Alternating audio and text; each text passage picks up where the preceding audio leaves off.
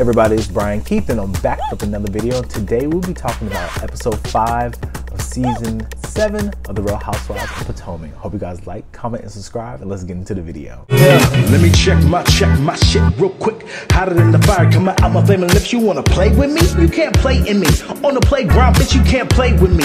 Got it, want it, securing the bag. Alright, so the episode starts out with, Giselle's going out with her daughters and they're basically getting their nails done, basically about to throw them a party for their Sweet 16. And Giselle's dynamic is very, I love her dynamic with her kids. You could tell that she is a great mom and she is just so loving and in tune and intuitive with her kids. So that's something that I like to see. And I like the fact that her daughters they eat her up every time. Like Giselle over here smelling the towel, they look at her like, girl, what are you doing, mother?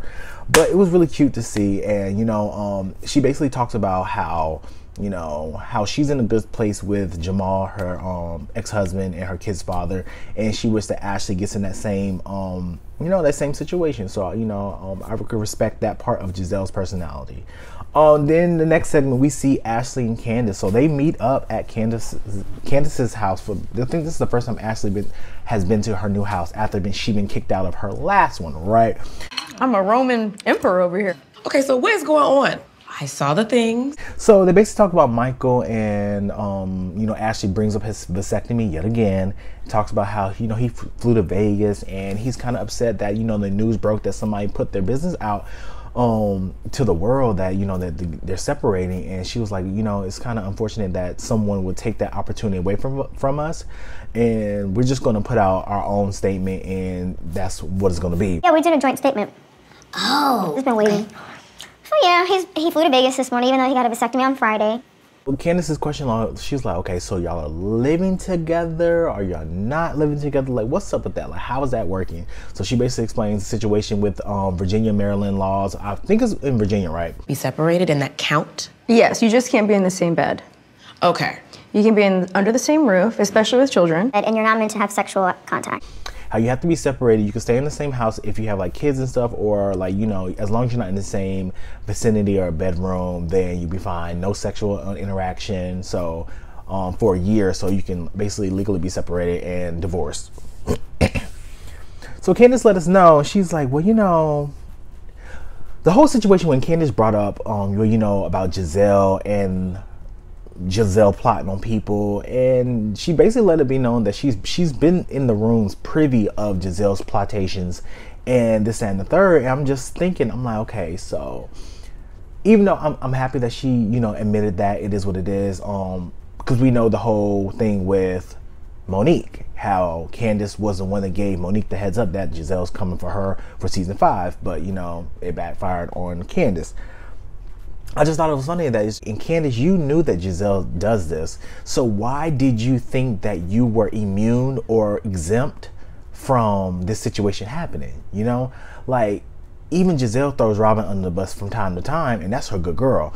And you ain't nobody to her. So why did you think that you were exempt from the same treatment that she gave Wendy, Karen, Charisse, say Monique? So, she basically brings up how Giselle be running her mouth in the group, but we heard that you've been over here with a hockey player. That you was down to the restaurant. I was with a hockey player? Laughing, you're turning red! So Ashley's over here getting bashful, falling on the ground, talking about, oh my God, yeah.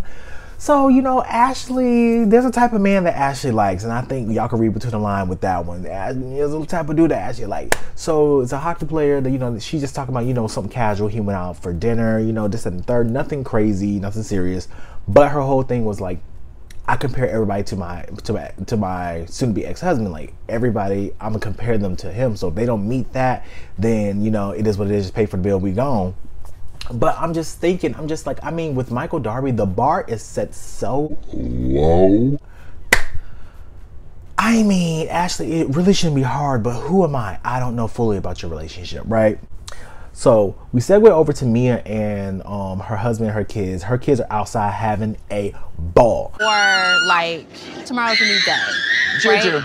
And Mia basically talks to her husband, and he's talking about, well, I'm so happy that everything has been with your health, everything is going great, and this, that, and third. Mia talking about, what are you talking about? Big elephant in the room, though, was quite frankly the mystery around your health. What about it? Well, just I'm like, Mia, ma'am, this is the second time that this has happened that somebody brought up her health, and she's like, what you mean? You said that you might have cancer. So my whole thing, for her to be so confused and just like, what do you mean, huh? What? Ma'am, that's the only thing they're talking about. You brought out that you might have cancer, and thank God she doesn't, and that's been ruled out. But she'd still have to get the lymph nodes and lumps removed, I think, from her butt.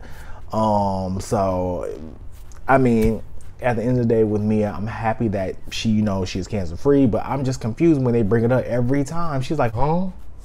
Mia. I forgot to mention that Robin went to go see a lawyer about having a prenup with Juan when she gets married. I totally agree with this situation, just because, like, when you're happy, you're happy. When you're mad, like, people get nasty. I've witnessed a couple of divorces just with my parents alone, so I already know how nasty they can get. I always say that when I get married, I'm definitely having a prenup no matter what, because money talks and legs walk. So that's why I always tell my friends. So yeah. She talks about, well, you know, in the coming weeks, I want to see the girls in Miami. You know, I'm from Miami. I grew up in Miami. That's where, you know, my foster parents lived at. So I want to take all the girls to Miami. Miami's dear to me because when I was adopted, my adopted mom lived there. And so this is where... And I think that's where her and Miss Zen Wing gets into it.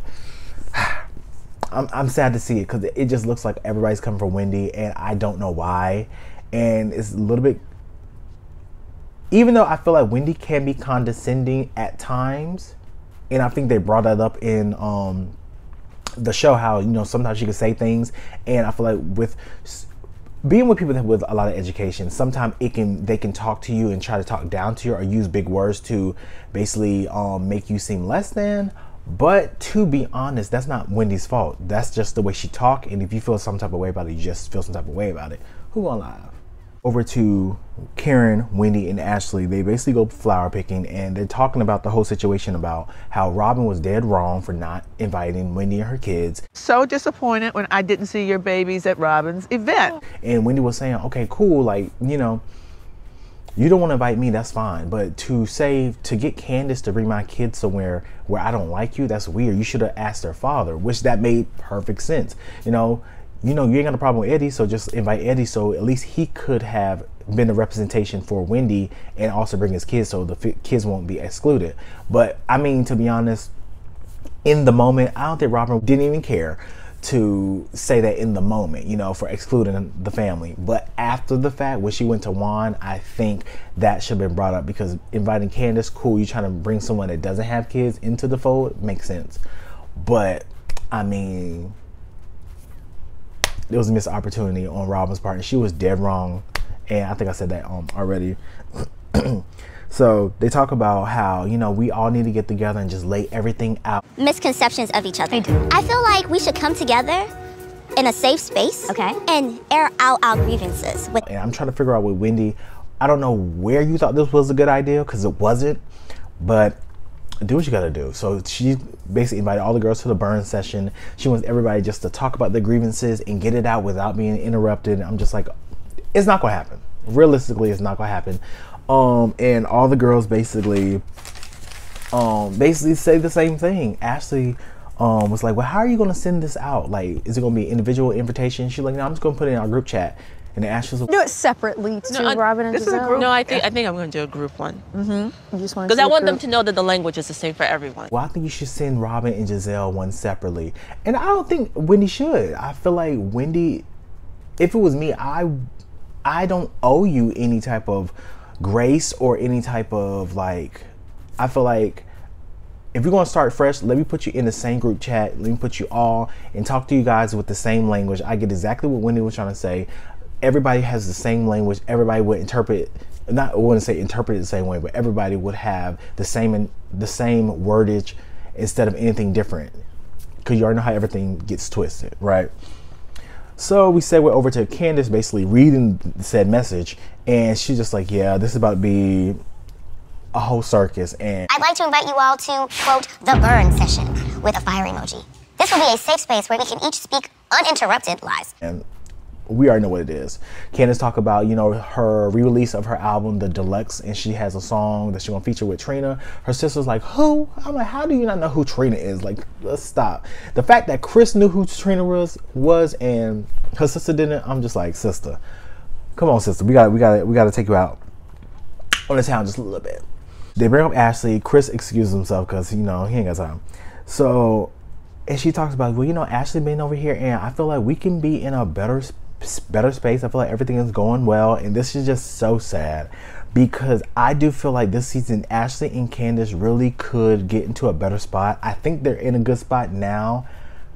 Well, I thought, because I just saw Twitter and she calling her football head again, so, well, or forehead. So I'm just like, hopefully they can get in a better spot. I feel like they're both similar than different, you know, both African American women in the pageant world, around the same age, you know, spicy, both have mouths, both are hard-headed, but both are charismatic and likable. So I'm just like, they both could be friends, but in this situation, coming up at the end, Ashley was all the way wrong, and I'm gonna tell you why. So the ladies basically show up to the burn session at a winery, and it's triggering because you already know season 5, what happened in season 5, and we're not gonna go backwards because ain't nobody got time. But yeah, like Candace is saying, like, why, Wendy, why are you inviting me to a burn session in a barn where you know it's about to be a situation? She like, this feels like, she didn't say it feel like a setup, but she said like in a joking way.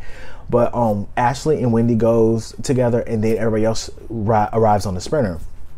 Giselle's in the Sprinter basically saying like, oh, you see what she texts, basically just trying to pick apart the message and just saying how disingenuous Wendy is. And I just feel like it's just weird to, if you come in there with good intentions and trying to hash things out, obviously y'all gonna basically talk about the situation and try to get it out. So instead of coming with an open mind, y'all came already thinking negative, so you're gonna already feel negative, and you're not even gonna take in the situation. So I just felt like they were already in a bad mindset anyway. They didn't come to resolve. They probably just came to basically hold Wendy accountable and not hold themselves accountable. And I just felt like Giselle and Robin were, it's just irritating at this point. I still like Robin regardless, but I'm gonna always hold her accountable for the things that she do, and she was dead wrong again. And she has been very, very, very, I don't like saying aggressive, but she has been very, her tone has been very, very pointed towards Wendy this whole entire time. And like a lot of people last season want to hold Wendy accountable, will hold Wendy to task about, oh, Wendy's been very aggressive, this, that, and the third. But I mean, Robin has been doing way more this season than Wendy has ever done. Robin has stood up on Wendy. Robin has yelled, raised her voice. This is the second time. Wendy did last time, to be honest. But this is the second time that Robin has been amping it up. And I'm just trying to figure out, Is it that serious? Right? So the girls sit down, and Wendy basically explains the rules of what's going to happen. And they started with Wendy. So Ashley gets up and she's like, Wendy, you know, love and light, love and light. Affirmation for you is that you continue on this journey to be open. And you really help your friends. You know, boo boo. Candace said the same thing, you know. Sting us, some of us. And my affirmation for you would be, bitches get money. Hello. So much progress. So continued growth to you. Thank you, Karen. It goes to Mia, and I feel like Mia had very constructive criticism, and I felt like it was constructive to the point where it's like, this is the things that I've seen that you did, and up until now I haven't seen anything different. I am proud of you for hosting this situation, because until today, I felt like there was no self-accountability. I can respect that, you know?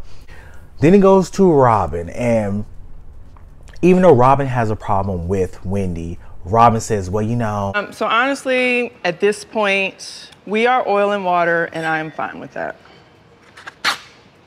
Okay. And Wendy's like, okay. And my whole thing with Wendy is like, if you're supposed to be the moderator and you're supposed to be the person constructing this whole situation, this sit down, you have to take your emotions out of it. She said what she said, go to the next person. So Robin was saying oil and water, and we're not gonna ever get along. Cool, boom.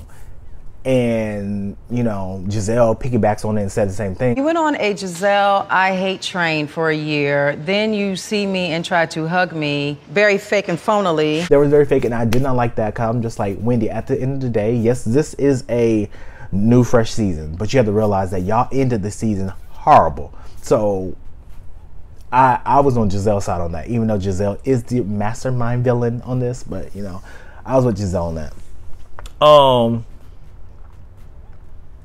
After that, everything just blows up. Be careful in your words because that is dangerous. It's dangerous for you to be held back. As a thug. I was not held back. So Wendy basically tells Robin, like, you know, I tried with you and I really try to connect with you, but you always have been aggressive with me. So Robin just starts yelling and saying, yeah, you call me a thug, and you call me this and Lie. No one had to touch me. I'm not a thug. I don't put my hands on people. No one called you a thug. You are projecting on yourself. that. I don't think anybody called her a thug. It might have been cut out, but I don't think anybody called her a thug. But then Robin's on the phone because they're over here just going at. Yes, love. At the dance studio, did you put one finger on me to prevent me from touching Wendy? No. Stop. That is the Don't do truth. that. Whether you don't want to believe it. They just going back and forth, and she's on the phone with Sharice. Like, Sharice, she's saying that I stood up on her and I tried to attack her. To be honest, if you look at Wendy's perspective, when Wendy says stand 10 toes on it, and you stood up walking towards her, regardless of the fact that's a act of aggression to stand up on somebody when everyone is seated and to approach someone. Now, did you approach Wendy? No, because Sharice had to stand up and hold you back. I'm sitting and I'm still standing. What you not gonna do? What you not gonna do? She tried to stop you with her hand when she was sitting down. Then she stood up and held you like this. So to be honest with you, called Sharice and you was on the phone like, did I ever touch? Did you ever have to hold me back? Sharice said no. To be honest, those were all lies. Because the producers and the receipts have been on, they've been doing what they had to do, because the producers have receipts the entire time, from the whole Mia situation to the whole to the Deborah situation to this situation. There's so much that the producer have shown, so it's just like, and then Giselle's piggybacking on and just getting loud for no reason. So why the lies? My truth, The lies. your truth. She just said she didn't touch Robin. And I can see where Wendy's trying to calm herself down and trying to keep the reins of the conversation, but it's not working.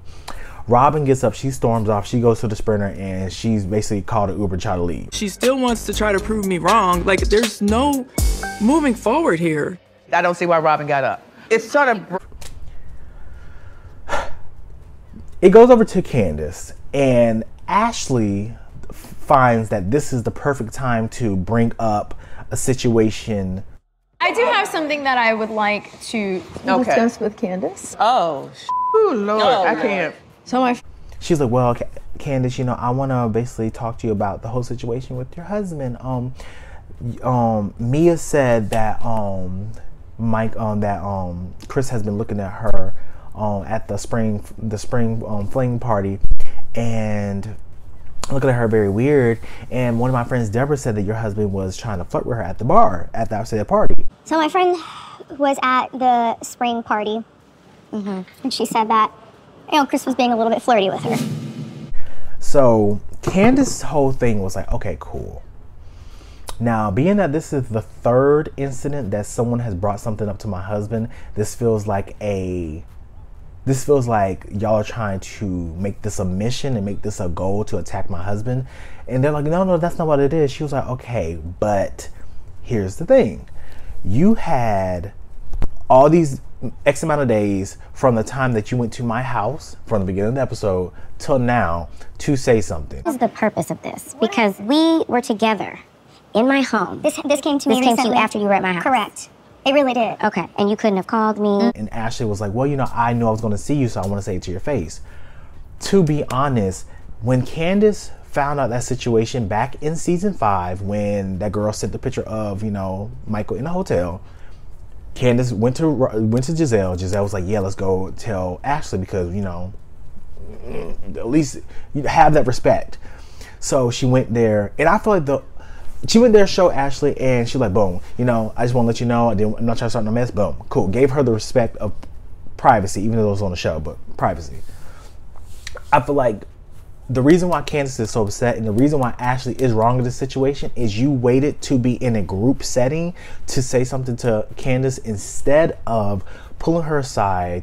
Like before that situation, if you know that you had that bomb to drop, you could have easily told Candace like, hey Candace, look, this is what I heard. I don't know if it's true or not, but one of my closest friends, her name is Deborah. She said that your husband was trying to flirt with her at the spring party. I don't know if that's true or not, but that's what happened. I wanted to let you know before we sit down, and whatever happens in here, I just want to make sure that we're on good terms. See how easy that was? That's what she could have did, and she didn't do that, and that's why Candace went ham. It don't feel good, huh? Aha. It doesn't feel good. There it is. What did she say?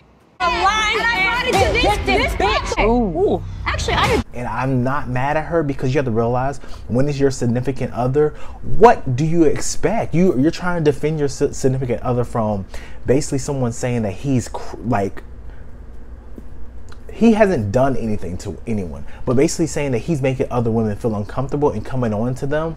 That's the narrative that they're trying to spin on Chris. And I feel like the audience are basically saying, the producers are helping us out because everything that people said against Chris has shown to be a lie. The only thing we don't know is about the whole Giselle and Chris hotel situation, but I'm leaning more towards Chris, but that's just my opinion. I don't know if I can acknowledge that Giselle felt uncomfortable, but I can also acknowledge that Chris said what he said as well. So it's just like it's really a situation. I mean, he said, she said. But that was the episode, and like I said, Candace went off. I'm happy that, you know, with the social media, they've been on social media down, and you know, Karen basically said what she had to say against people speaking on, basically trying to plot and lie in the narrative that they're trying to spin. Is not working, obviously, because the producers. I feel like Giselle and Robin always do this pre-planned situation, and Robin, I gave Robin so much credit because I feel like Robin was holding Giselle accountable for the things that she was doing by saying, I don't believe Chris would do that, this, and the third.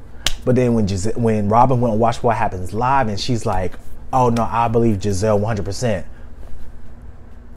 Then that just throws everything off because it's just like you're holding her to task on the show, but then you go on the after shows with Andy Cohen and talk about, oh no, Giselle's right 100%. Ooh, ooh, ooh, ooh. So that just negates everything you just said about the whole situation, and it just makes you seem like you're unreliable, and I wouldn't say not trustworthy, but you're just unreliable. Not trustworthy. So it is what it is, y'all. But regardless of the fact, I'm loving this season. I'm loving the dynamics that are shifting. I don't like the fact that I feel like Mia and Wendy's situation is coming up, and I just know it's gonna be a pile on because Robin and Giselle's not feeling Wendy, so it's gonna be Robin, Giselle, and Mia, and then you already know Sharice is probably gonna be in there too. I'm not really gonna be here for that. I feel like Candace and Ashley can mend things, but they just might be a Portia and Kenya.